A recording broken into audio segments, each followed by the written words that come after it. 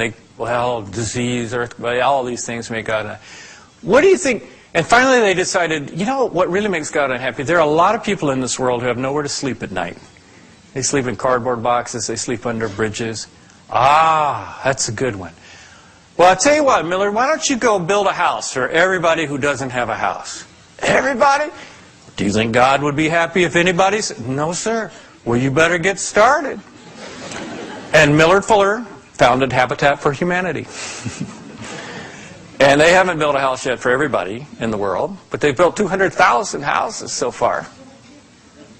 I was in a radio station with Millard in Chicago, and he was on the air, call-in show, and this woman called up, Jewish woman.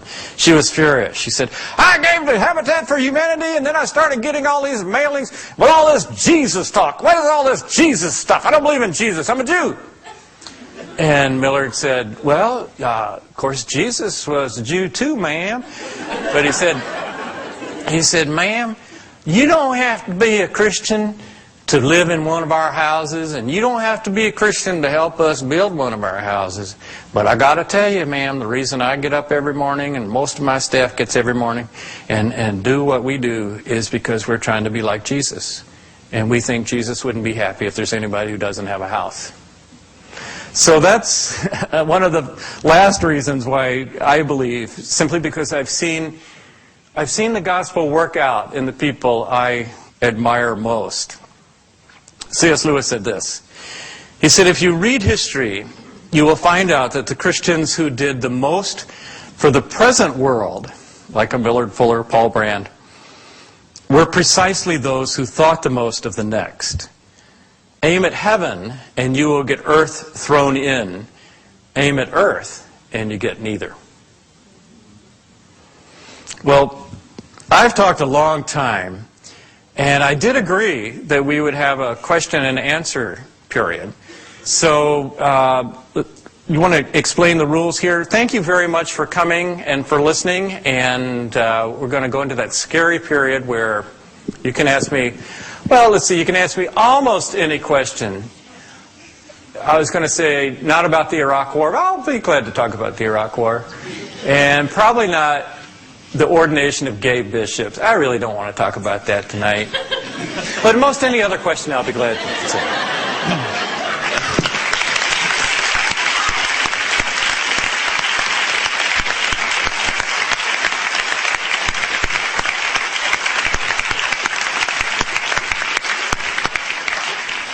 Thank you, Philip, so much for sharing your heart and your life and even making us laugh a little bit. Appreciate that.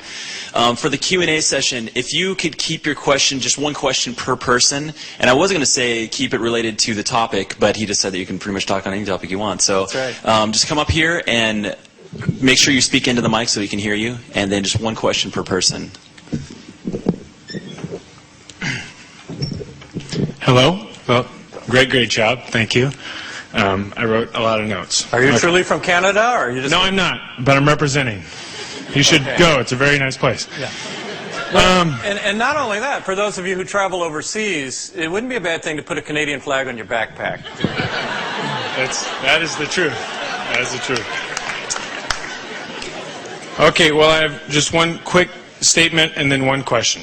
My statement was just about animals, and obviously there's no... we shouldn't... Well, here's my statement.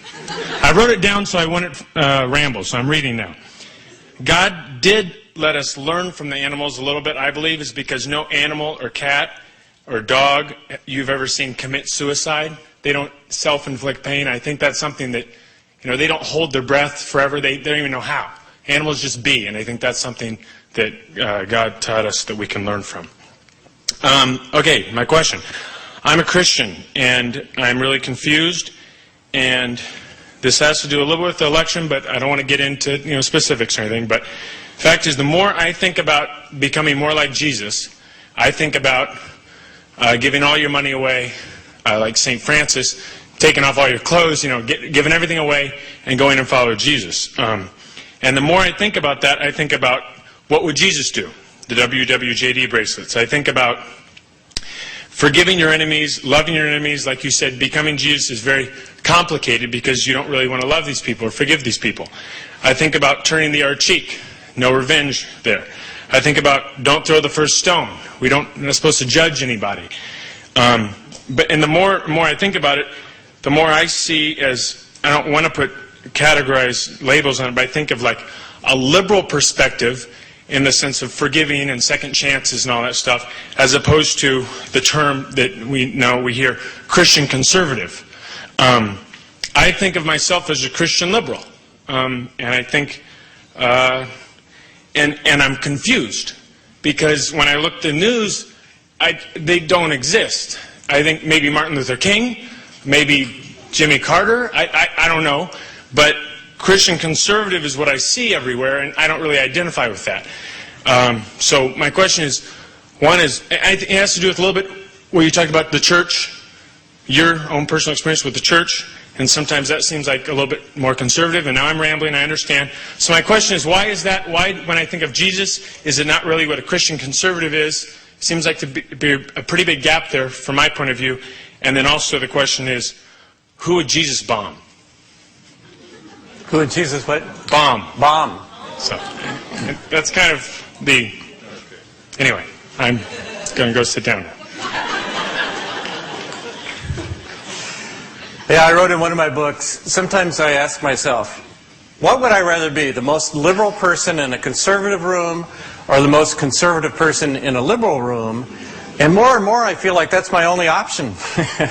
Two options. A number of comments. First, I would say that the wedding of the religious right wing, the wedding of conservative politics and conservative theology is fairly unique to America. If you go to the United Kingdom, if you go to Australia, and you go to New Zealand, the more conservative a person is theologically, wanting to follow the Bible, wanting to follow Jesus, the more likely they're going to be liberal politically. So the United States is kind of unique there. And that's true of most of Europe that I know of as well. Well, how did that happen? Well, there are certain social issues that are very important to Christians who try to be faithful to the Bible. Certainly abortion is one. Homosexuality is another. And 30 years, when I was a child, even 30 years ago, like when George McGovern ran for president, his vice presidential candidate for a time was a senator named Thomas Eagleton, Democrat, liberal, but very strong pro-life. And that was fairly common. There were Democrats who were strongly pro-life, who were social conservatives. Democrats who were politically liberal, social conservatives. And in addition, there were Republicans who were anti-war, like Wayne Morse, like Mark Cadfield, who were liberal on certain issues. In the United States, I don't know how it happened. You'll have to ask Karl Rove, I suppose. But in the United States, we've really split, and the right wing has become totally allied with the conservative right, religious right, has become allied with the Republican Party, and there's not a lot of room for them. As you probably know, in the Democratic conventions, they will not allow a pro-life speaker to speak. And some of the issues that the religious right thinks are important, I just shake my head at. Abolishing the Department of Education. Does Jesus want us to abolish the Department of Education? But that's important to the religious right. I'm not a politician. Some of you guys are political science majors. I would just say, well, we were talking at dinner, and I said, isn't it interesting that the two issues that define a lot of evangelicals' interest in politics are abortion and gay rights. Both of those existed in a far more egregious form in Jesus' day. People in the Roman Empire didn't generally abort babies. They let them be born full term, and then they left them by the side of the road. It's called the abandonment of infants. And between a quarter and a third, historians estimate, of all babies born in the Roman Empire were just abandoned. And when the Christian church came along, they started taking some of those babies in. There was a whole platoon of wet nurses who nursed these babies, and they adopted them and kept them going. But Okay, abandonment of infants, far worse than abortion, because there's no question about, is this a human being? Of course it's a human being. It's born, it's been carried to term 9 months, it's outside of the woman, it's a viable human being, and yet they let it die. And gay rights, there weren't the kind of lifelong partnerships that are being talked about today. It was usually older men having sexual relations with young boys, pederasty. That was pretty common in Greek culture and in Roman culture. Illegal in every state in the United States, I think every country in the world. So here are 2 forms of what is important to the religious right today. Abortion, but far worse, and intergender relationships, but far worse, illegal today. And yet Jesus didn't say a word, not one word about either one of those. Isn't that interesting?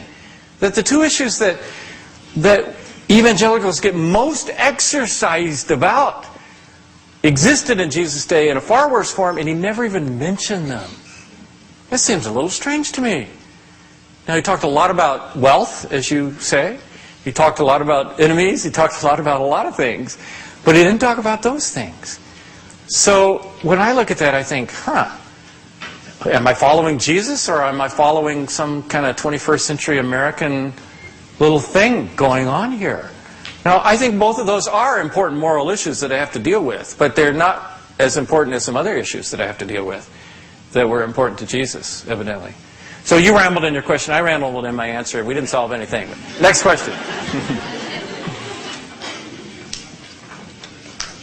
You mentioned that you had experiences in your early church life that vaccinated you from the Bible. What advice would you give to people who have been through a similar situation, or who have a loved one who have been through a similar situation? Well, there are some people who probably should take a vacation from church.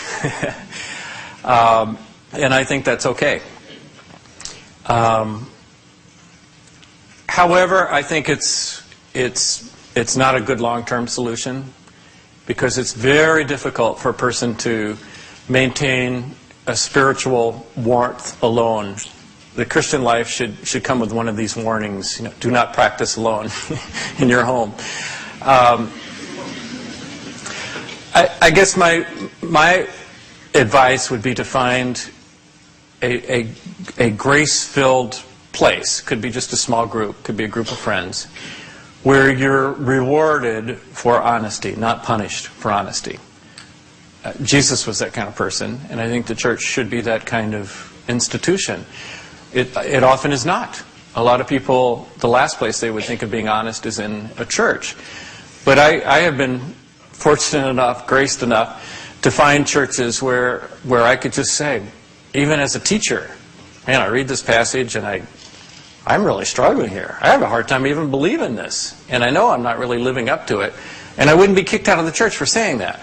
And increasingly, certainly compared to the childhood church I grew up in, and there are options. There are grace-filled places around. When I look for a church, I look for a place of diversity.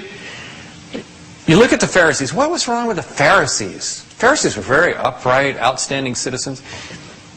The basic problem with the Pharisees, as I study them, is that they hung around other Pharisees all day.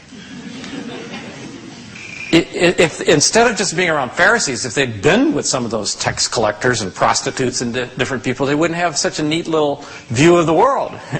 And so I look for a church that has that kind of diversity. And I look for a church that does it. One of the most moving scenes of the Gospels to me is after the resurrection of Jesus. Jesus only appeared to groups of people who already believed in him. Isn't that interesting?